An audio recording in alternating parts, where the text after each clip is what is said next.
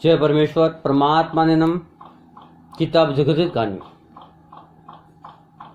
Page number 169। इस तरह से करना चाहिए कि जिस तरह से आदमी का खून बीमारी की शुरू से बिगड़ जाता है, इसी तरह जमीन माते की शरीर का खून बिगड़ गया है, जिससे कुओं वगैरह में पानी नहीं रहा है और न निकलता है। बहुत से मुल्कों में पानी करीब 12 कोस के ऊपर या 30 या 40 कोस के ऊपर मीठा पानी मिलता है।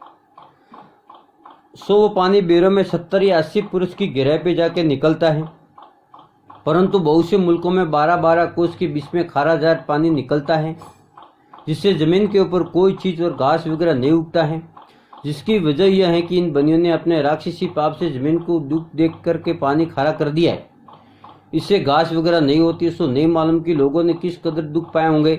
वो जो साताद्वीप की तरफ बहुत मुल्क वीरान पड़े हैं, सो ये बात ख्याल करने के लायक है कि उन मुल्कों को तो इन बनियों ने अपने राक्षसी पाप से वीरान कर दिए है, और लोगों के दिलों में इन बनियों ने अपने राक्षसी पाप से ऐसा सुझा रखा है कि ईश्वर की कुदरत से साताद्वीप की तरफ मुल्क वीरान हो गए, कि जो उन मुल्कों में बहुत आदमी नहीं होंगे।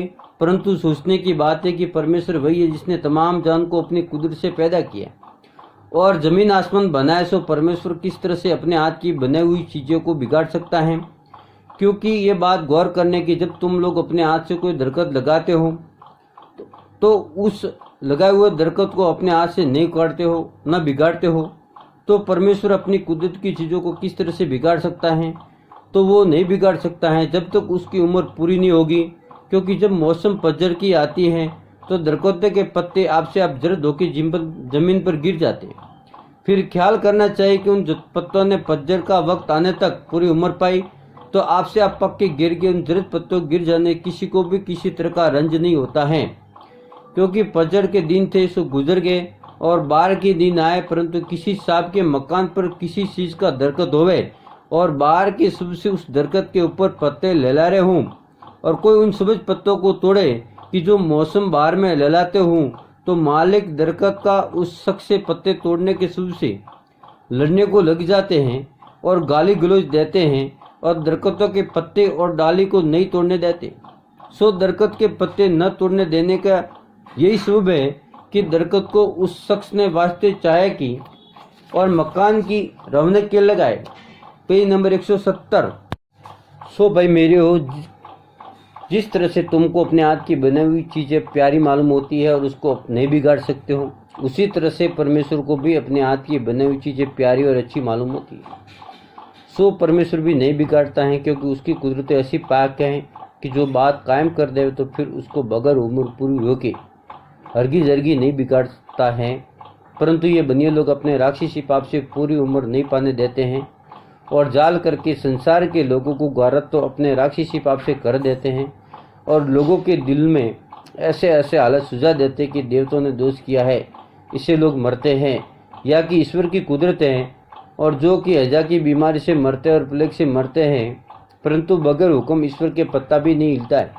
परंतु ईश्वर परमात्मा ने ऐसा रहम वाला है, तो वो अपने हाथ से किसी को कुछ दुख किसी किस्म नहीं देता है, न पूरी उम्र होने की किसी को मारता है। ये तो बनिए बेईमान अपने राक्षसी पाप से तमाम जान को ईश्वर की कुदरत का सुझा के और देवताओं का दोष वगैरह सुझा के मारते हैं। क्योंकि इन बनियों के दिल में इस तरह से कि तमाम पृथ्वी के ऊपर रावण की तरह से हम बनिए अपना राज करें। इससे देवता वगैरह का सुझाव देते हैं कि जो सैकड़ों मुल्क बीमारी वगैरह के शुरू से हैरान हो गए, सो ये सबब बनियों की कुदरत का है, देवताओं और ईश्वर की कुदरत नहीं है। क्योंकि जो शख्स मर गया वो बाद मरने कुछ नहीं कर सकता है।